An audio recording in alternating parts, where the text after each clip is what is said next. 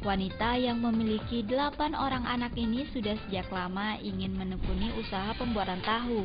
Namun karena terkendala oleh modal, ia baru memulainya sejak 3 bulan yang lalu.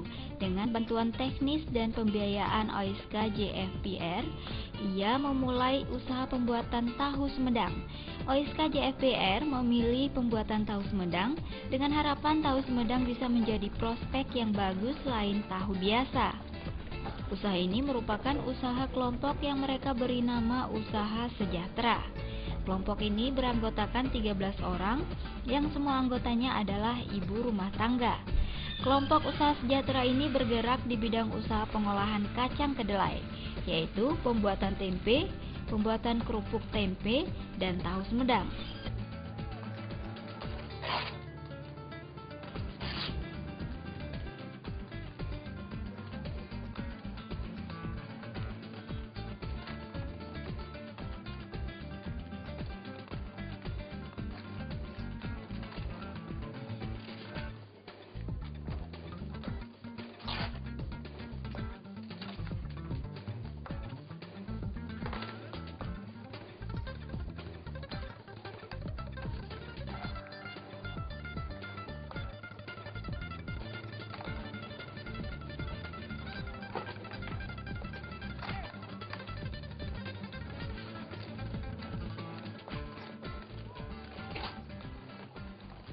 Mbah, ngobrol dikit nih kita. Boleh. Ya. Nah, Mbah udah berapa tahun ya menggeluti buat apa nih tempe sama tahu?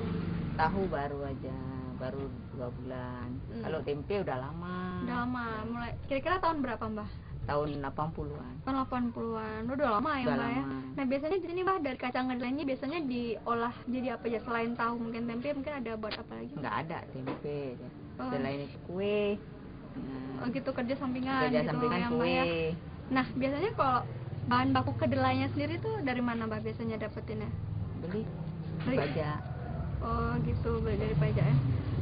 Terus dalam satu hari bisa buat berapa banyak tempe atau Tempe. tahu? Nah, tahu belum. Kalau tempe pertamanya dengan 20 kilo, itu dan meningkat 40 kilo. Nah, setiap harinya ya, Setiap Mbah, hari. diproduksi ya? Iya. Berkat ketekunannya, Sumiati mampu mengembangkan usahanya menjadi lebih maju.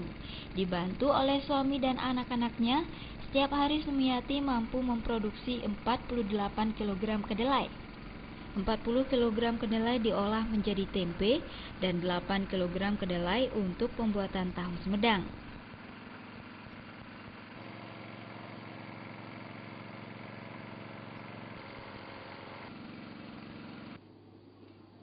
Wanita 55 tahun ini mengaku hasil penjualan dari pembuatan tahu lebih menguntungkan daripada tempe. Karena dalam pembuatan tahu tidak membutuhkan waktu yang terlalu lama. Sedangkan untuk pembuatan tempe memerlukan waktu sekitar 2 hari karena proses peragian atau fermentasi.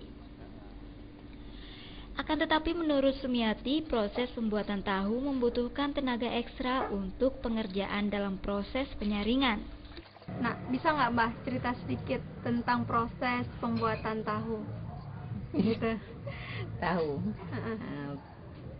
Tahu ini baru 2 bulan saya buat. Iya. Jadi rencana saya memang udah niat kali membuat tahu, tapi karena dananya nggak mencukupi, tapi saya nggak buat. Ini udah alhamdulillah udah dibantu sama mereka. Saya membuat tahu ini dan ada Bapak Anang pun kemarin yang mengajarinya. Nah, jadi seterusnya saya buat. Cerita sedikit, Bu, proses buat tahu gitu dari pengolahan kacangnya gitu. Pertama kacangnya direndam. Iya. Selama 4 jam. 4 jam, kurang lebih 4 jam ya, Bu ya. Itu Lebih- direndamnya pakai air biasa atau air matang? Air Oh, air biasa. Habis itu udah direndam itu kita cuci lagi biar bersih.